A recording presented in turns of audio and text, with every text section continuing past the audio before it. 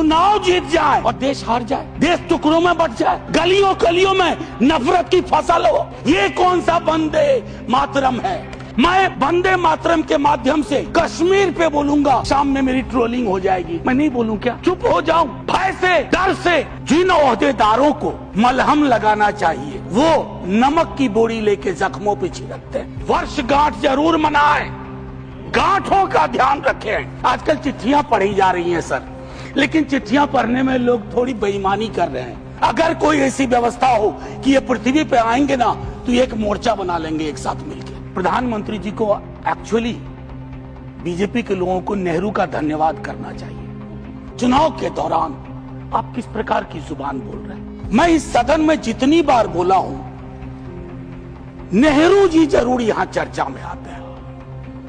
Jawaharlal Nehru sir, मैं कांग्रेस का नहीं हूं, लेकिन अपने को नेहरूवादी मानता हूं।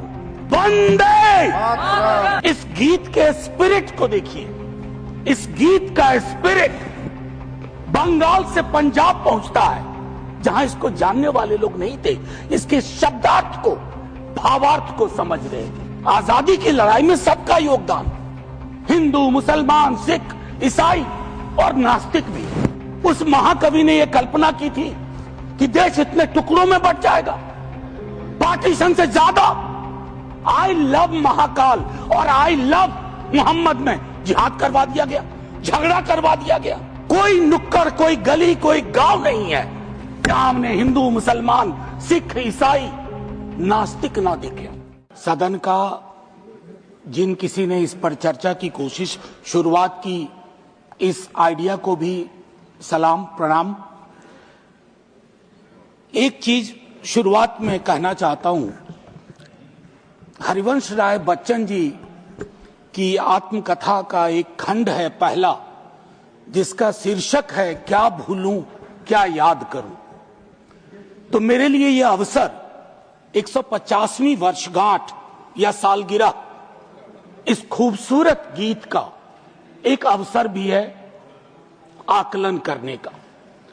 माननीय वाइस चेयरमैन साहब, ये बिला वजह नहीं है कि वर्षगांठ में एक शब्द है गांठ और सालगिरह में एक शब्द है गिरह। तो ये गिरह और गांठ को समझे बगैर 150वीं साल का उत्सव गान, उत्सव मैं समझता हूं आधा अधूरा होगा, बेईमानी होगी हम सबके बिहाफ पे।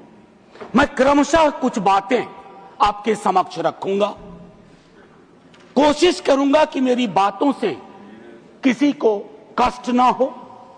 इसलिए नहीं कि मेरे पास कष्ट पहुंचाने का कारण नहीं है, बल्कि इसलिए कि कष्ट पहुंचाने में ही इस देश की ऊर्जा जा रही है। जिन ओहदेदारों को मलहम लगाना चाहिए वो नमक की बोरी लेके जख्मों पे छिड़कते हैं। तो इस परिपाटी को बंद करने की चेष्टा होनी चाहिए। मुझे स्मरण है कि कई साथियों से जब बात होती है, सत्ता पक्ष के भी हैं, वो भी ऐसा ही विचार रखते हैं। गर्व की बात है कि क्योंकि ये गीत हमारी सांस्कृतिक और भावनात्मक एका पहचान का प्रतीक, बंगाल में लिखा गया लेकिन सरहद पार कर गया। सिर्फ इसलिए नहीं कि इसके बोल बहुत अच्छे थे, इस गीत के स्पिरिट को देखिए। इस गीत का स्पिरिट बंगाल से पंजाब पहुंचता है, जहां इसको जानने वाले लोग नहीं थे। इसके शब्दार्थ को, भावार्थ को समझ रहे थे। इसलिए मैं कह रहा हूं कि विविधताओं के बावजूद बहुलवादी संस्कृति इस देश का हिस्सा रही है। हम ऐसे ही पले बढ़े हैं। कोई नुक्कड़, कोई गली, कोई गांव नहीं है जहां हमने हिंदू, मुसलमान, सिख, ईसाई, नास्तिक ना देखे हों। आजादी की लड़ाई में सबका योगदान, हिंदू, मुसलमान, सिख, ईसाई और नास्तिक भी।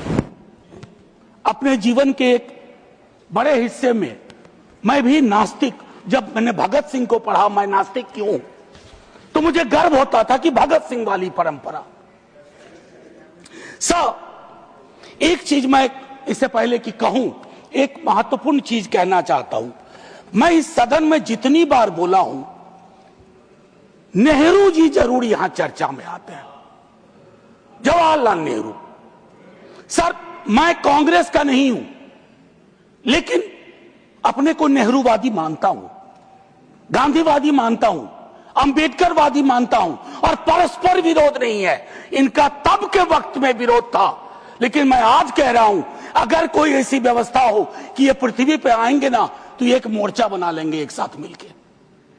आज की हकीकत के संदर्भ में मैं क्यों कह रहा हूं, एक छोटी चिट्ठी, आजकल चिट्ठियां पढ़ी जा रही हैं सर, लेकिन चिट्ठियां पढ़ने में लोग थोड़ी बेईमानी कर रहे हैं। सेमीकोलन के बाद का हिस्सा पढ़ते हैं, पूरा पत्र नहीं पढ़ते हैं।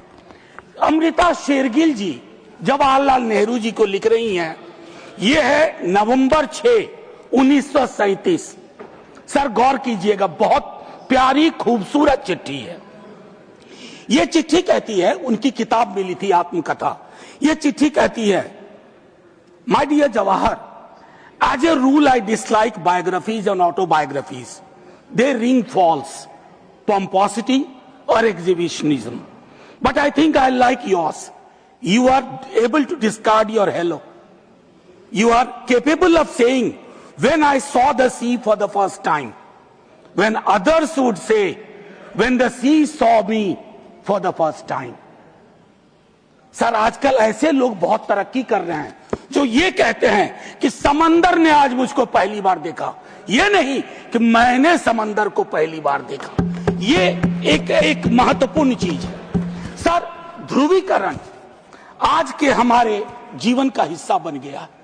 क्या बंकिम बाबू ने यह कल्पना की थी, उस महाकवि ने यह कल्पना की थी कि देश इतने टुकड़ों में बंट जाएगा?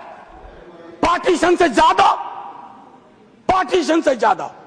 अभी मैंने देखा चंद महीनों पहले इस देश में आई लव महाकाल और आई लव मोहम्मद में जिहाद करवा दिया गया, झगड़ा करवा दिया गया।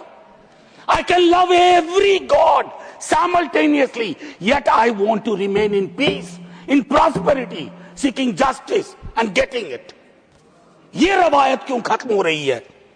सर, ये निकेन प्रकारेण चुनाव जीत जाए, मैं बधाई देता हूं। चुनाव जीतना एक कला है, हो सकता है ये इस कला में आप निष्णात हो, लेकिन सर, मैंने कहा तो मैं चोट नहीं पहुंचाऊंगा, लेकिन चुनाव जीत जाए और देश हार जाए, देश टुकड़ों में बंट जाए, गलियों गलियों में नफरत की फसल हो, ये कौन सा वंदे मातरम है? ये कौन सा वंदे मातरम है?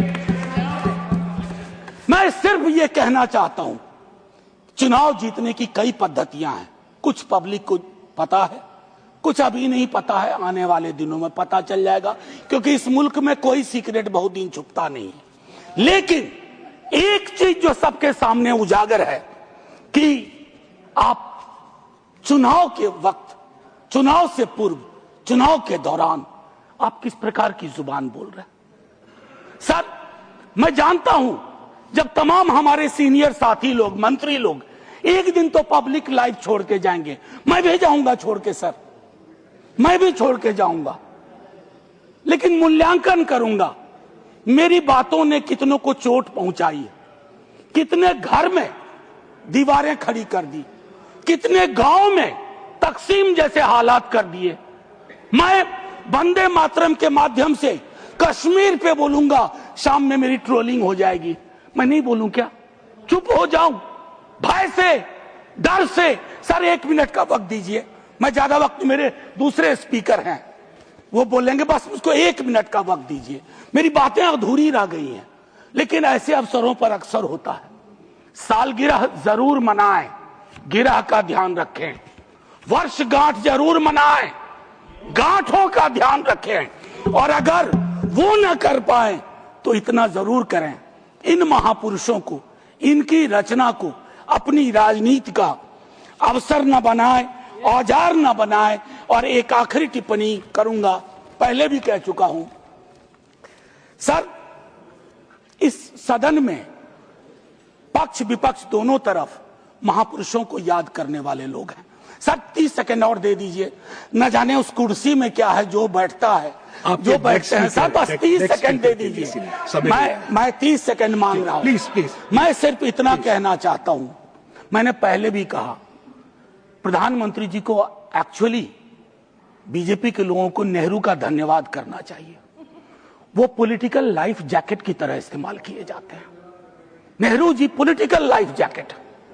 इसलिए कल सदन में एक नेता ने कहा, मैं आज यहां दोहराता हूं, एक दिन तय करिए और तय करिए कि मुकदमा हो। आप भी जिरह करिए, हम भी जिरह करें। मैं इतिहास का छात्र हूं, दिल्ली आया था एमए हिस्ट्री करने। धारा थोड़ी बदल गई, लेकिन आज भी इतिहास को संदर्भ में देखता हूं। 1937, 1905, 1915 की बातें पढ़ूंगा तो पूरा पैराग्राफ पढ़ूंगा, सेमीकोलन के बाद नहीं पढ़ूंगा। और मेरा इतिहास बोध 14 से पहले का है, 14 के बाद का नहीं है। जय हिंद, वंदे वंदे।